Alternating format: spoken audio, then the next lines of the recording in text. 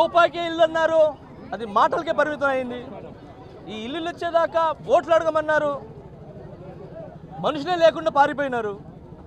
అదేమనంటే హామీలు ఇచ్చాము, మా హామీలు మేము నెరవేర్చుకున్నామన్నారు, ఏమీ ఇవ్వలేదు, పారిపోయినారు.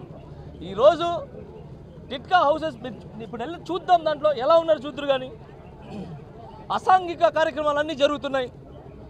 అరే ఒక మనిషికి ఇల్లు అనేది చాలా చాలా కళ. ఆ కళని కలగానే మిగిలిచ్చారు.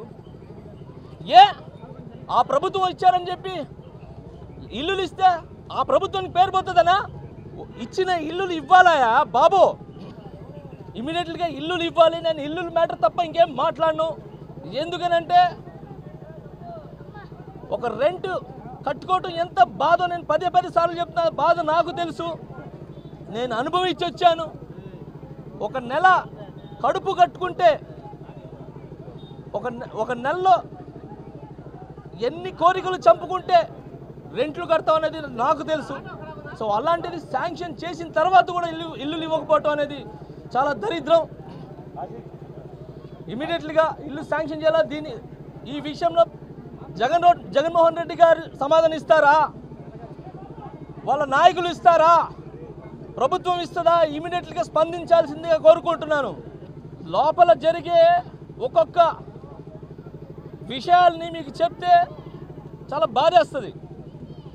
నేను పైకి వెళ్ళి చూసా, వాటర్ అసలు ఇల్లులు కట్టారు. ఆ ఇచ్చిన వాళ్ళకి పోనీ ఒక 20% ఏదో మమ అనిపించిన ఇల్లులకి నీళ్ళు లేవు.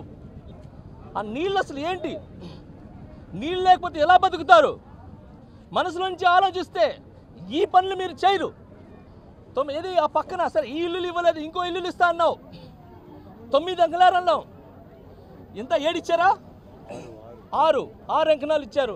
పోనీ అయ్యైనా బాగున్నాయా? అవి కూడా లేవు. వాటర్ వచ్చిందనుకో, వర్షాలు గట్టిగా పడితే వాటర్ ఫుల్ మునిగిపోతాయి ఇల్లులు. అలాంటిది ఎలా బతకాలనుకుంటున్నారు ప్రజలు? ఇమీడియట్లీగా మీరు ముందుకు రావాలి, శాంక్షన్ చేయాలి. ఏదైనా మాట్లాడితే ఇవ్వమని చెప్పి మా అనిల్ అని ఉంటాడు, వచ్చి ఉగాదికి ఇస్తాను, సంక్రాంతికి ఇస్తాను, బర్త్డే పార్టీలకి ఇస్తానని చెప్పి పత్తా లేకుండా పోయినాడు ఆ వ్యక్తి. ఆయన ఇంకా పవన్ కళ్యాణ్ గారి గురించి మాట్లాడుతున్నారు. నేను ఒక మాట చెప్తాను, ఈ రంగులు వేసుకున్నారు చూసారా, రంగులు రాష్ట్రంలో మొత్తం ఎంత 14 లక్షల ఇల్లు. సో ఆ 14 లక్షల ఇల్లు రంగులు కొట్టున్నారు చూసారా, ఆ రంగులు కొట్టే డబ్బులను తీసుకుని వచ్చి పేదలకు ఇచ్చుంటే పేదల బతుకులు బాగుండేవి. ఆ పేర్ల నాన్నగారు చెప్తున్నా, పవన్ కళ్యాణ్ గారు జోలికి వస్తే మీకు పీర్ల పండగే గుర్తుపెట్టుకోండి. తెలుసుగా పీర్ల పండుగ ఎలా ఉంటుందో? మళ్ళీ చెప్తున్నా, పవన్ కళ్యాణ్ జోలికి ఎవడని వస్తే ఖబర్దార్.